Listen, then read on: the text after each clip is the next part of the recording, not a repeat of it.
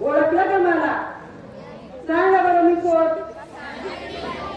बरोबर, मी सावित्री ज्योतिबा फुले आणि पूर्वाश्रमीची सावित्री पाटील. बघा, मुलगी शिकली, मुलगीने शिकवलं आणि समाज सुशिक्षित झाला किंवा मुली सुशिक्षित झाल्या. सावित्रीबाईचा जन्म 31 ला झाला, 40 ला लग्न झालं आणि 48 ला शिक्षिका म्हणून त्या प्रस्थापित झाल्या की आपल्याला सांगणं ऐकणं सगळं काही सोपं जातं, सोपं जातं. पण खरंच तर त्यांचा प्रवास एवढा सोपा असेल का? नाही. तर मग माझा प्रवास ऐका माझ्या तोडून. तर बघा, माझा जन्म झाला सातारा जिल्ह्यातल्या खंडाळा तालुक्यातल्या नायगाव गावाला. माझा बाप खंडोबा देवशे पाटील आणि माय लक्ष्मीबाई. अहो, लहान होती तसंच माझ्या मायबापाचं माझ्यावर लय जीव लावायचे. मला माहिती म्हणायचे कसे, साऊ ए साऊ, साऊ ए साऊ. तो काही भिंड्या लावायचे माझ्या मागं पुढं फिरायची. अहो, तुम्हाला सांगते, माझी माई तर माझ्या इतका जीव लावायची. पूर्वीच्या काळी जात होतं माहिती ना, जातं म्हणजे काय, रात्यावर बसायची, दळण दळायची आणि माझ्या नावाचं गाणं म्हणायची. कसं गाणं म्हणायची माहिती का? नाय गावाच्या वेशीला, नाय गावाच्या वेशीला सोनियाचा दरवाजा, गाड्या झाल्या धुम्या तुम्ही, नव्या गाड्या तुम्ही टाका, बापाच्या धोतराला दती साऊ बघी कसा, बापाच्या धोतराला दती सावित्री कशी बघा, असं म्हणायची आणि माझं कौतुक करायची. अहो, हिवाळ्याच्या बाजाराला जायचो. तुम्हाला माहिती आहे का, नायगावला हिवाळ्याचा बाजार होतो आणि मी पण जायची माझ्या बापाचं धोतर धरून धरून, मायला धोतर धरून धरून. आणि माझ्याकडे गेली मी माझ्या मायसोबत. माझी माय कशी म्हणते, सावित्री तुला काय खायचं? मी माझ्या मायला असं म्हणते. माझी माय बोलतीये म्हटलं, आई मला ना जिलेबी खायची. माझ्या मायने काय केलं, घेतला नाही एवढा मोठा पावसाळा कपडा आणि तिला माझ्या हातात. तर मला म्हणते, खाय मी जिलेबी. आणि मी बी का लय आवडायची मला जिलेबी. म्हणून तर आता गाणं गेलो होतं ना, सावित्री जिलेबी बाई, जिलेबी बाई. हे गाणं माझ्या आवडूनच निघालं, मला जिलेबी आवडायची म्हणून. मग बघा, लागली की पक्कार खायला. माझ्या समोर बरा तुला उंच आपला माणूस आला, अरे डोळ्याचा.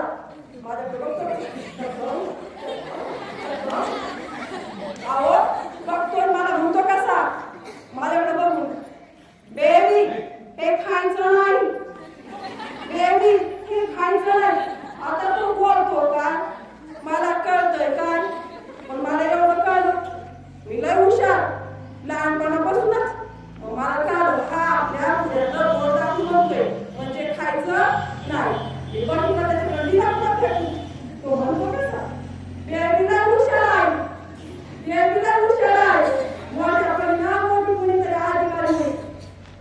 काय बोला, मला समजलं त्याला समजलं का नाही मला कळलं नाही. दिसा मागून दिस, महिना मागून महिना चाललं, दिसा मागून दिस, मासा मागून मास चाललं. मी हळूहळू चंद्राच्या सकाळला वागत्या तशी मोठी व्हायला लागली. मी 7-8 वर्षाची झाली असेल. बघा, माझ्या बापाच्या मागं माझ्या माईने तुंड लावलं. आता काय बरं तुंड लावलं असेल माहिती का तुम्हाला? सांगू शकता का कोणी? बघा, माझ्या माईने माझ्या बापाच्या मागे तुंड लावलं, लगीन करा, सावित्रीचं लगीन करा. मला काय बी करायचं नाही, भांडुकीचा खेळ खेळायचं, लग्न काय लगीन काय. बघा गोष्टी कशा करतात. आमच्या बाजूला गावची सगुणाबाई आली होती माझ्या बापाकडं. तिने सांगितलं पुण्याचं स्थळ आहे गोविंदरावच्या पोराचं. म्हटलं पोरगं नाही करतात का रे, देता का तुमची पोरगी? माझा बा गेला बघायला. बाई काय सांगायचं, बोला पुण्याची गाठ पडली, आमचं लग्न जमलं. मग काय लग्नाचा घाट झाला.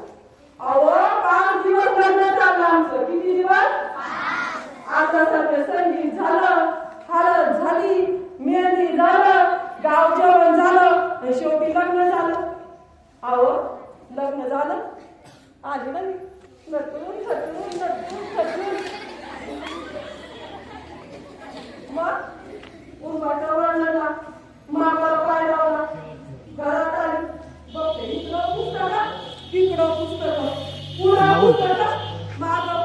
फोटो म्हणलं बाबा हां पुस्तकं एकदम हो बाबा पुस्तकं खातो काय तर बाबा तिथं छाप काढला पुस्तकाचा जसे जसे दिवस जायला लागला तो ह्यो मला कळायला लागलं बाबाला पुस्तकं खातो बाबाला पुस्तकं छाप काढला बाबाचं पुस्तक वाचतो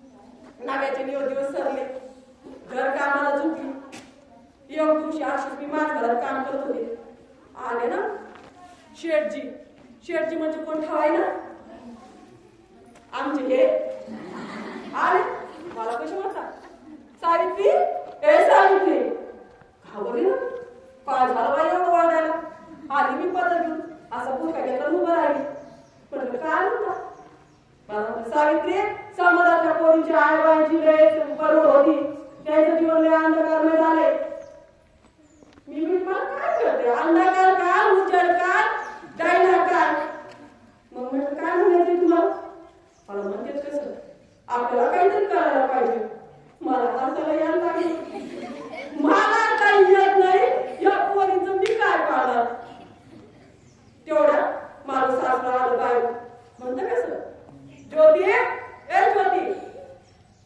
गेलं बाहेर मला लय आनंद झाला सुटले बाबा एकदाचे विषय तिथं थांबला जूनचा महिना लागला पाऊस पडला पेरण्या सुरू झाल्या आम्ही शेतात गेलो पेरायला माझ्याबरोबर फातिमा शेख नंतर सगुणाबाई मी 4-6 माणसं कामाला काम करत होतो पेरणीची कामं चालली होती गाण्यावर गाणे म्हणत होते ज्योतिबाला काय खटका पडला काय आलं माझ्याकडं अशी मोठी काठी हातामध्ये मला तर म्हणतात सावित्री सावित्री अयो मला तिथली काठी मोठी माझं काही चुकलं तर नाही बाबा माझं कंबर मोडतं का काय गेली लगी बघी म्हटलं काय मला म्हणतात हे बघ हे बी आज आपण पेरू तेव्हा उद्या याच्यातून एक जोमदार पीक बाहेर येईल उद्याला कंस लागतील दाणे भरतील आणि या समाजातला खायला भेटत तसं तर आज झालंय सावित्री म्हटलं काय झालं मला म्हणते अगं समाजातल्या लेकी बाईची लय अवस्था वाईट आहे आपल्याला काहीतरी करायला पाहिजे म्हटलं काय करायला पाहिजे अशी काळी उफटली कसे करतात असं मला वाटलं बाबाला काय खटका पडला मी बघते हाताकडं मला म्हणते हे काय सावित्री काही समजलंच नाही म्हणलं काहीतरी अर्धे गोल काढले त्याला आडवी रेष मारली आणि उभी रेष मारली बाकी काय नाही मला म्हणलं सावित्री हे आहे म्हणलं हा चल आता मला माहित नाही कसं ना कसा म्हटलं हे आहे म्हटलं ठीक आहे म्हटलं तुला शिकायचं म्हटलं मला येणार नाही अहो 20-25 किलोच्या भाकऱ्या सांगितल्या त्या आपल्या तेव्हा आल्या आमच्याकडे मला त्यांच्या जरावर धुनायचे धुई दाना आपत असतं गुण तुटला असतं पण हे शिक्षण माझं पिंड नाही मला तर सावित्री तुला शिकावं लागलं शिकून सांगितलं समाजाला की बाळाला शिकवावं लागलं मी म्हणतो बघ जमलं तर मला म्हणते गाडी काढतो मी अशी मारते अहो मला काही जमना 8 दिवस गेले घरी गेली का पाठी करू शेतात आली का काळी जमीन माझी वडी पोचतात पाठी आणि पेट याच्यातच पटापट कामावर बसायचं बसायचं जमना एखादं 2 कोणाचं 4 दिवस झालं आणि एक दिवशी तुम्हाला सांगते काय आनंद झाला मला आलं माझ्याशी अक्षरं बोलायला लागली मला अक्षरं एवढी मोठी दिसायला लागली लय आनंद झाला मी मोठ्याने वरडले शेठजी आलं शेठजी वाटले इचुकीचं चावलं की काय शेठजी आलं शेठजी म्हणतात काय सावित्री म्हटलं अहो मला वाचता यायला लागलं मला लिहिता यायला लागलं शेठजी म्हणतात मला हीच अपेक्षा होती चल सावित्री आता एक काम करू काय समाजातल्या पोरी लेकी बाईला शिकवायचं म्हटलं अहो समाजामध्ये शिक्षण म्हणजे पाप मानलं जातं शेठजींना राग आला तापलं म्हणतात कसं जर शिक्षण जर पाप असेल तर शिक्षण अज्ञा काय पुण्य असू शकतं काय सावित्री येडाबाळ्यासारखा बोलू नको. चल कामाला लाग. मी आणि शेठजी असं दारी भटकायचो, दार वाजवायचो. तुमच्या लेकीनं शाळेत पाठवा, तुमच्या पोरीनं शाळेत पाठवा. अहो लोक आमच्या दारात दडकन लागून करून द्यायचे तोंडावर. म्हणायचे हे खुळा या खेळ तुमच्या घरी जाऊन तिकडे करा, आमच्या पोरी येणार नाही. पण 4-6 लोक समजदार होती. त्यांनी म्हटले ठीक आहे आम्ही विचार करू. असं म्हणलं. 1 जानेवारी 1848चा दिवस उगला. आमच्या आयुष्यातला सगळ्यात मोठा दिवस. आम्ही शाळा उघडली. पहिल्या दिवशी 5 लेकरं शाळेला आली. आनंद झाला. मी पण म्हटली शेठजींना का हो शेठजी 5च लेकी. शेठजी म्हणतात येई नशे थोडके. पहिल्या दिवशी 5 पोरी आला म्हणजे काही कमी नाही. शाळेतली लय झाड झालं. आम्ही शिक्षणाला सुरुवात केली. मी असं फळावर पोरी घेऊन पकडी ना गेला पाय. अहो पण त्या 5 पोरी एक 4-5 वर्षाची नाव तिचं बावली. हे समाजाचं ठेकेदार जे म्हणतात ते बाहेर उभं होतं. त्यांनी नाव आणलं होता बावलीला. म्हणलं बावली नाव खाते का. ते लहान लेकरून 4 वर्षाचं त्याला काय करायचं. त्याने घेतला गटा लाडू खाल्ला. आणि त्या लाडू काय होतं माहितीये का. काच होत्या काच. लाडू बावलीच्या पोटात गेला. बावलीच्या पोटात गेला. काचाने विचारला सामान्या नसा फुटला. रक्ताची उलटी झाली. माझी बावली तिथंच गतप्राण झाली. आज तुम्ही शिकल्या सामान्या डॉक्टर झाल्या इंजिनियर झाल्या. पण माझ्या बावलीचा गेलेला पहिला बळी शिक्षणासाठी कुणाला माहित नाही. आज तुम्ही पुण्यात गेला देवाला जवळ गेला तर तुम्हाला बावलीचा भाव दिसत. अशी माझी बावली तुमच्यासाठी गतप्राण झाली. असा दिवस संख्या वाढत होती. शिक्षणाला जोर आला होता. पण मी सकाळी आवडत चांगलं झाले. असं उभं होतं. मी माझं झाली मला असं वाटत चुकून झाला असत. दुसऱ्याने माती घेतली मारून फेकली. मला असं वाटत लागले पोरग असतं मी मारून फेकलं असत. आवड 2 पावलं गेली शेण मारून फेकलं. मागं वळून बघते तर समाजाचे ठेकेदार माझ्या अंगावर शेण माती फेकायची. कशी गेली माझ्या कपड्याचा वास येत होता. तसंच व्यक्तीला दिवसभर शिकवलं. मला शिकवायला वाटत नव्हतं. पण समाजात मला आपण जर आज घरी गेलो तर माझ्या पुढे असं तसं शिकवलं.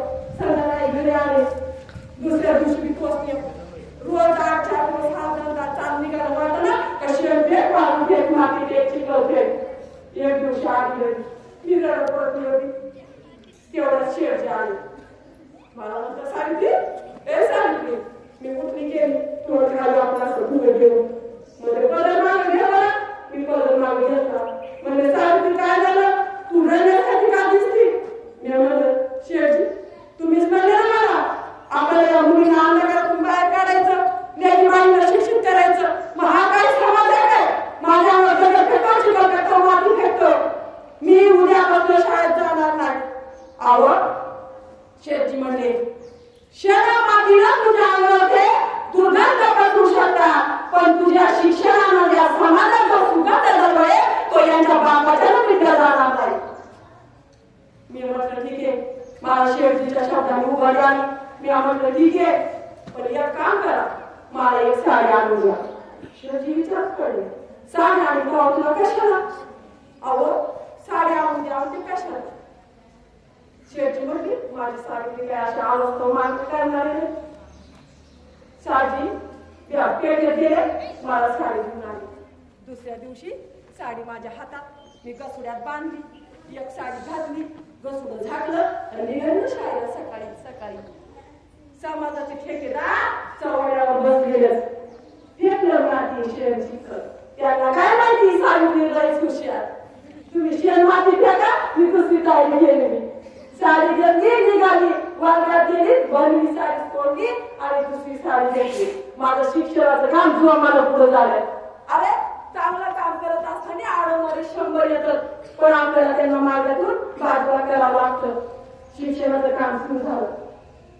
समाजाच्या ठेकेदारांनी बघितलं सावित्री ज्योतिबा काही आकलण्यात येत नाही.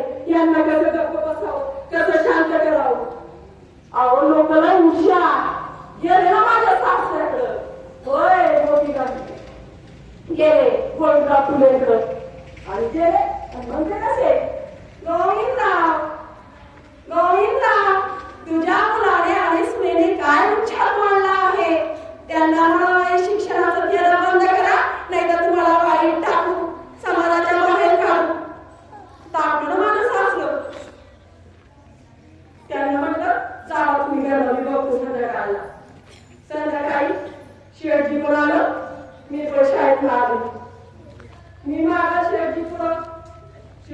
आवाज येतात ज्योती ए ज्योती रे माझे शेवटची गेलो उभं राहिलं काय म्हणतात ना काय ऐकतोय मी समाजामध्ये म्हणे तुमच्या की बाईला शिकवायला निघाला दोघं जण जर लेकी बाईला शिकवायचं असेल हे नाट्य जर चालू ठेवायचे असेल तर माझं घर सोडा आणि जर ते सोडायचं असेल तर माझ्या घरात थांबा ज्योतिबा एक मिनिट थांबले नाही घेतलं आपलं पोस्ट कपड्यांचं निघालं बाई मी म्हटलं शेवटी थांबा कुठं चाललं ना अहो मला या आम्ही कुठं झटून दिला आता निघाला ते म्हटलं ज्योती सावित्री मी तुला अडवणार नाही तुला घरात जाऊन साधू साधण्याची सेवा करायची असेल तर साधू साधण्याची सेवा कर नाही तर माझ्यासोबत सांग मी 2 मिनिटं विचार केला साधू साधण्याची सेवा करायला घरातले बाकीच्या बाया कोण येतील पण समाजातले या बिचारा गरीब जनतेला लेकी बाईला शिकवायला कोण येणार नाही म्हटलं थांबा शेठजी गेली माझं बोचकं बोललं शेठजी बरोबर बाहेर निघालो दिवस होता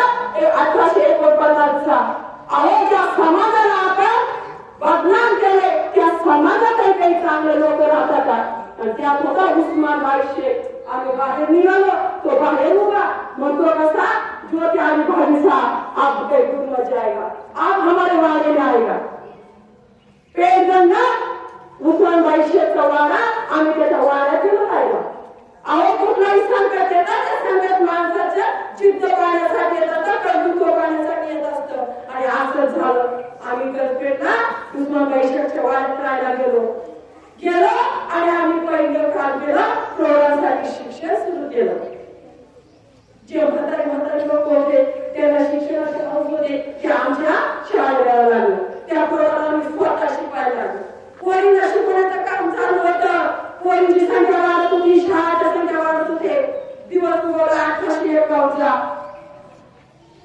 जॉर्डन आले आमच्या शाळेला भेट द्यायला आले शाळेचं वातावरण बघितलं 1851 ला ते भारावून गेले असं कौतुक केलं म्हटलं बाय मानलं तुम्हाला ते गेले 1852 चा कालखंड सुरू झाला 1852 मध्ये मेजर कॅन्डी आले अहो मेजर कॅन्डी आले त्यांनी आपली शाळा बघितली सगळं बघितलं आमच्या दोघं नवरा बायकोचा लय मोठा सत्कार केला सत्कार करून थांबले नाही आमच्या शाळेला त्यांनी पुस्तकं भेट दिली पुस्तकं भेट देऊन पण थांबले नाही दर महिन्याला 25 रुपयाची आमच्या शाळेला निधी द्यायला लागले आणि पुढे जाऊन त्यांनी हळदी 75 रुपये केला तुम्ही म्हणाल 25 आणि 75 रुपये काय अहो पण त्या शाळामध्ये 25 आणि 75 रुपये काय म्हणजे आता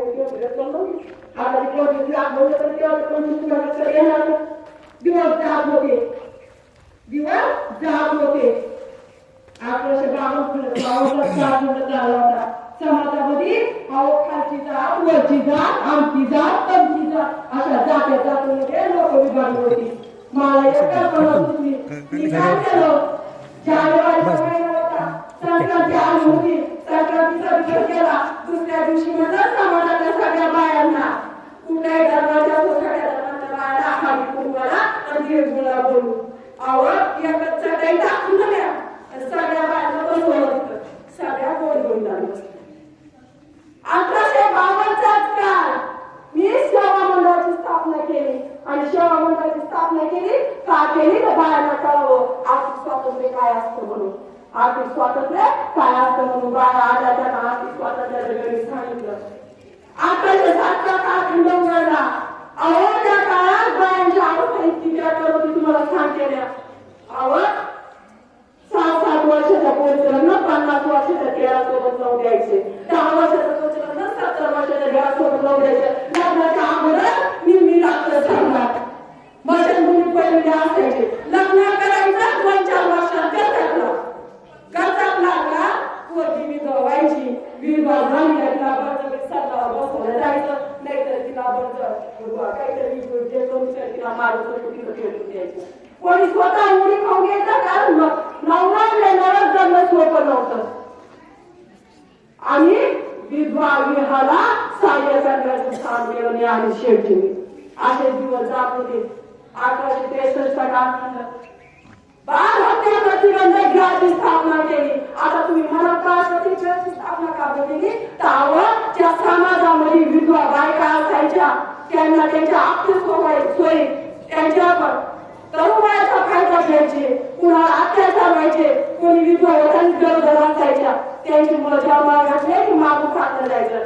कारण ते कोणाच्या आयुष्यामध्ये सुखाशिवाय काहीच नसायचं. आणि प्रतिबंध बाळाच्या प्रतिबंध करायची उभारी केली आणि पाठीली बघा त्या काळात एवढी हिंमत आमच्यामध्ये की ज्याला कोणाला मुलगा गुण जन्माला घालायचा असेल त्याने आमच्या प्रतिबंधक बाळाच्या प्रतिबंधक घरात आणि मुलाला जन्म घालून तुम्हाला मूल द्यायचं असेल तर मूल घेऊन जा, पण नसेल द्यायचा तर आम्ही त्याला समोर आहोत सांगायला मला अभिमान वाटतो. मला स्वतःचं मूल झालं नाही, पण मी 4 वर्षामध्ये 100 मुलं जन्माला घातली, 100 मुलांची माय झाली. आता तर एक जागेवर बसली नावाची बाई शेठजी संध्याकाळला घेऊन आले. मी तिच्याकडे बघते, तिच्याकडे मला कुंकू नाही, पायात जोडली नाही, गळ्यात मंगळसूत्र नाही, पोट मोठं दिसायला. मला कळलं काहीतरी घातपात झाला. तीही अशी आता सगळ्या स्वऱ्या उठवल्या गेलेली होती. तिच्या बाळांपण मी गेलं नाही सुकुमार पोरगं झालं, नाव ठेवलं यशवंता. आणि बघा आम्ही त्याला दत्तक घेतलं. दत्तक घेतलं, त्याचे पालन पोषण केलं. आम्ही दोघं नवरा बायकोच्या पोल्याकडे मायबाप झालो. असे दिवस करत होते. 1877ला समाज म्हणायचे हे तुमचं लेकरू नाही असं म्हणायचे. आम्ही काय केलं, त्या पोराचं दत्तक पत्र आरोग्यात म्हणून दत्तक पत्र केलं. अहो आता जरी तुम्ही आंतरजातीय विवाह केला तर लोक तुमचे चिठोडे काढतात, मायबाप पोरीला मारतात, समाज पोराला मारतो, समाज त्या घराला वाईट टाकतो. आणि 1879ला आमच्या यशवंताचं लक्ष्मीसोबत आंतरजातीय विवाह करून दिला. अहो 150-200 वर्षाचा कालखंड बसला. विचार केला तेव्हा आमचं काय दिसले असं, पण आम्ही मागायला कोणी जोडे नव्हतं. लावून दिलं की लग्न चाललं होतं. सप्टेंबर महिना 1873ला आमच्या शेठजीने सत्यशोधक समाजाची स्थापना केली. सत्यशोधक समाजाची स्थापना केली आणि गावात अनेक चळवळी उभ्या केल्या. अहो त्या चळवळीमध्ये त्या सत्यशोधक समाजाची मी सुद्धा 3 वर्ष त्यांची होते. मोठे मोठे आसामांकडनं पैसे आणायचे, देणग्या गोळा करायचे आणि त्याच्यातून समाजा हिताचे कार्य आम्ही लोक नवरा बायको राबवत होतो. अशातच 1866चा काळ सुरू झाला आणि भारताच्या कानाकोपऱ्यात दुष्काळ पडला. लोक खाली स्वाद मरायला लागले. आपल्याला खायला भेटलं म्हणून विष पाजायला लागले, मारून टाकायला लागले. मी सत्यशोधक समाजाच्या वतीनं 52 आत्मसत्र चालवली. भाकरी कापायची स्वतःच्या हाताने, त्याच्या बाळाला खाऊ घालायची. एक दिवस अशी घरात बसली होती, बाहेरून आवाज आला, पाणी वाढ नाही पाणी वाढ, पाणी वाढ नाही पाणी वाढ. अहो कधी समाजाच्या घरामध्ये प्यायला पाणी नव्हतं. जे जनावरांना पाणी पाहतो ते सुद्धा पाणी त्या लोकांना भेटत नव्हतं प्यायला. किती बेकार परिस्थिती अस्पृश्य समाजाची झाली होती. शेठजीकडे गेले. शेठजीला म्हटलं, शेठजी आपल्या घरात हाऊस पाणी भरून झाले, ते प्यायला आपल्या घरात कोणी नाही, पाणी नाही. शेठजी म्हटले, सावित्री काय करायचं? म्हटलं, शेठजी अहो या लोकांसाठी आपण पाण्याचा हाऊस खुला करू. अहो माझ्या शेठजी मला साथ दिले, आम्ही लोकांना पाण्याचा हाऊस खुला केला. लोक यायला लागले, गोड गोड 2-2 गोड चांगले गोड पाणी प्यायला लागले. आनंद झाला लोकांना. असे दिवसामागून दिवस जात होते, दिवसामागून दिवस जात होते. 1889चा कालखंड सुरू झाला. एक दिवस माझे शेठजी लिहित बसले होते दुपारच्या वेळी. समाजसेवेची खरी होते. अहो कोण जन्माला नाव ठेवायला ब्राह्मण, कोण मोठं झालं त्याचा काही विधी करायचा, गाऊन करायचं ब्राह्मण, लग्न करायचं ब्राह्मण, मेला अंगविधी करायचा ब्राह्मण. आपण वेगळे बनलो होतो, आपल्याला समाज वेगळा बनत होता. आणि अशातच माझ्या शेठजीने पुस्तक लिहायला घेतलं, एखाद्या समाजाची तत्व त्यात सांगितलं तुम्ही काय करायला कळलं. लिहत बसली होती. चांगल्या माणसाच्याच नशिबाला देव घाला घालतो. शेठजी लिहत असल्याने एक बाजू जर झाली. शेठजी मला आवडला, सावित्री सावित्री मी बोलत बसली. बघते तर शेठजीचा एक हात करत होता. म्हटलं काय झालं, मला कळलं शेठजीला लपल्याने मारलं. मी तसंच हात घातला, खाण्याखाली बसवलं. शेठजी म्हणते, सावित्री मला तू थांबू नको, माझा हात आल्या हातातला काय उजव्या हातात दे.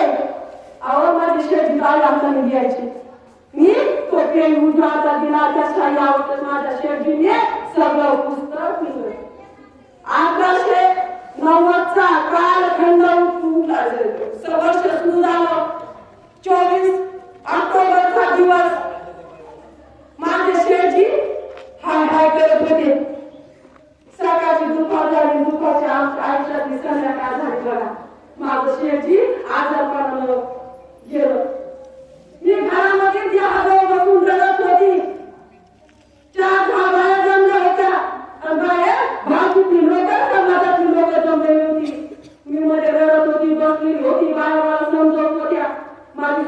समजवत होती आणि बाहेर कुजबुजू चाली सुरू झाली.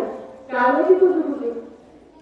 यशवंत तुमच्या रक्ताचा पोरगा नाही, तो तुम्हाला पाडा ज्योतिबाला पाणी देऊ शकणार नाही असं समाजातल्या लोकांचं म्हणणं चालू होतं. अहो त्या परिस्थितीत माझ्या अंगी हत्तीचं बघितलं, मी त्या परिस्थितीत बाहेर आली आणि म्हटलं थांबा, ज्याला पाहिजे त्याला थांबायचा असं तो थांबल. पाणी दिलं माझा यशवंता, नाही तर कोणीच माझी भावकी ना कोणीच नाही. त्यातले बरेच लोक उठून गेले. अहो विचार करा, नवरा मेलेला माझा सहप्रवासी गेला, माझा पाठवडा गेला, माझा मित्र गेला, माझा मित्र गेला आणि मी त्या लोकांना सांगत होते की पाणी दिलं माझं पोरगं. यशवंताला म्हटलं यशवंता शेवटची तयारी कर. तयारी सुरू झाली. गाडगं ठेवलं, बडकं ठेवलं पुढं आणि यशवंताच्या सोबत प्रेताच्या पुढे मी चालायला लागली. एका डोळ्यातून दोन धारा लागला होता. हेच का समाजकारण, हेच का समाजाची सेवा. आणि उत्तर भेटत होतं माझ्या शेजीकडनं, सावित्री थांबायचं नाही, सावित्री थांबायचं नाही. चालू होते दिवस. 91-92 सत्यशोधक समाजाची जबाबदारी खांद्यावर घेतली, भाषण केली, देणग्या जमा केल्या, सामाजिकाचं कार्य केलं. 96चा काळ खंड उभा आला. 96ला पुन्हा पुण्या भागामध्ये मोठा दुष्काळ पडला. अहो मी या सत्यशोधक समाजातर्फे त्या लोकांची मदत करत होती. पण देवाला जर का संकट आणायचं असली सहभागी संकट आणतो. 97चा काळखंड लागायचा, 96चा संपायचा वर्ष आणि भारताचा पुण्यामध्ये एक महाभयंकर साथीच्या आजाराने दस्तक दिली. आजार कोणता माहिती आहे? प्लेगचा. अहो प्लेगचा आजार आला. तुम्ही सगळ्यांनी बघितलं असेल. कोरोना झाला होता तेव्हा लोक मरत होती, पण तेव्हा लोक मरत होती तर त्यांना 4-8 दिवसातून वेळ तरी भेटत होता. 4-8 दिवस दवाखान्यात राहायची, 4-8 दिवस घरात राहायची, तेव्हा ते मरायचे. अहो पण प्लेगचा रोग असा होता, सकाळी कापलं गाद आली काटे तर दुपारी गेलं. लोक उंदरासाठी मरत होती. आपले लोक आपल्या लोकांना हात लावायला घाबरत होती. माझा यशवंता दक्षिण आफ्रिकेत होता, मिलिटरीमध्ये, ब्रिटिश मिलिटरीमध्ये. त्याला काय केले बोलून देते, यशवंता तुझी भारताला गरज आहे, तुझी पिढ्याला गरज आहे. माझा यशवंता पण माझ्या शब्दाच्या बाहेर लगबग करत आला. अहो समाजकारण राजकारण रक्तपात म्हणतात, पण रक्ताची गरज नाही. तो या समाजकारणाशी जोडला जातो, तो खऱ्या अर्थाने समाजकारण करायला लागतो. माझ्या यशवंताचं साधलं त्यांनी तर समाजाचं, त्यांनी त्यांची वाली जागा दिली शेतीची. सांगितलं या जागेमध्ये तुम्ही दवाखाना चालवा. दोघं मायले अजून आमच्या सोबतीला फातिमा शेख, सगुणाबाई, क्षीरसागर, सरस्वती जोशी अशा अनेक बाया, अनेक माणसं आम्हाला साथीला लागली आणि आम्ही झोपडीवजा दवाखान्याच्या रूम तयार केलं. कारण एका जवळ दुसऱ्याला झोपू शकत नव्हतं, दुसऱ्या झोपीत त्याला ठेवू शकत नव्हतं. दवाखान्याचं काम सुरू झालं. अहो असंच काम करत होतो. एक दिवस दलित वस्तीमध्ये, मुंबईच्या दलित वस्तीमध्ये, तिथं चांगला वरच्या समाजाची डॉक्टर जात नव्हती. एक दिवशी गेली मी, बघितलं 4-5 वर्षाचं लेकरू तडफडत होतं. हात लावला, ताप दिसत, चाचपलं, गाड्या दिसल्या. गाडी न्यायला नाही, खांद्यावर कोणाला टाकलं आणि दवाखान्यामध्ये 8 किलोमीटरचा अंतर पायी चालत आले. दवाखान्यामध्ये यशवंताला आवाज दिली, यशवंता या लेकरावर पहिला इलाज कर. माझ्या यशवंताने घेतलं. मला कळलं कणकण जाणवत होती. मी माझ्या दुर्लक्ष केलं. काल झाली तर थांबली. मला भय आल्यासारखी झाली. हांगाला हात लावते, ताप जाणवला. मी माझं ताप चेक करते, कालपड चेक करते, गाठी जाणवल्या. मला रडायला यायला लागलं. रडायला येत होतं ते वळण होत नाही तर मी मेल्यावर माझं समाजकार्य सुटेल म्हणून सनी, माझ्या लेकीबाईंना शिकवण्याचं काम थांबेल म्हणून सनी. पण आलेली वेळ कुणाला टिकत नसते. अहो असंच चाललं होतं. दिवस उजाडला 10 मार्च 1897चा. प्रेमच्या साथीनं मला गिळंकृत केलं. माझं कार्य थांबलं, माझं आयुष्य थांबलं, सावित्रीबाई थांबली. मी भारताच्या अगोदर माझ्या यशवंताला म्हटलं, यशवंता मी जाते पण समाजाचं कार्य तुला थांबवायला नको. तो म्हणला आई तू काळजी नको करू. मी नेहमी माझे अंत्यसंस्कार झाले. दिवसा मागुंडीवर जात होते. माझा यशोदा गरीबाची सेवा करत होता, गरीबाची सेवा करत होता. अशातच 1905 वर्ष उजेडलं. पुन्हा भारतामध्ये त्याच्या साथीनं दस्तक दिली. माझा यशोदाने आमचं गोल लक्षात ठेवलं. गोल लक्षात ठेवलं आणि पुन्हा तो त्याच्या रुग्णाची सेवा करायला लागला. त्याच्या रुग्णाची सेवा करत होता. त्याला सुद्धा प्रेमी गाठवलं आणि 1905 मध्ये माझा वसंत सुद्धा जग सोडून गेला. शेवटी समाजसेवा केली, मी समाजसेवा केली, माझ्या यशवंताने समाजसेवा केली. पण काय फळ मिळालं? राहिली माझं माझी एकटी सून लक्ष्मी, ती गेल्यावाड्यात राहत होती. समाजातले हे जाणदारी समाजाचे ठेकेदार तिच्याकडे कुणाला फिरकू देत नव्हते. मी पुस्तक लिहिले कार्य प्रतिभा, बाबांपाशी सुबोध रत्नाकर, माझ्या धन्याची पुस्तकं लिहिली शेतकऱ्यांचा असून. आणि त्या पुस्तकांची रद्दी करून करून माझी सून स्वतःचं जीवन भागवत होती. रद्दी द्यायची, पैसा यायचं, त्यातनं स्वतःच्या खाण्यासाठी जमा करायची, खायची. एक दिवस ती भुकीने मरून गेली. तिचा प्रेत भावबंद म्हणणारे, समाजाचे ठेकेदार म्हणणारे, त्यांनी तिची प्रेत यात्रा सुद्धा काढली नाही. नगरपालिकेचे लोक आले आणि माझ्या सुनाचं प्रेत यात्रा काढली. प्रश्न उपस्थित राहतो, समाजसेवेचं हेच फळ का? समाजसेवा करताना कितीतरी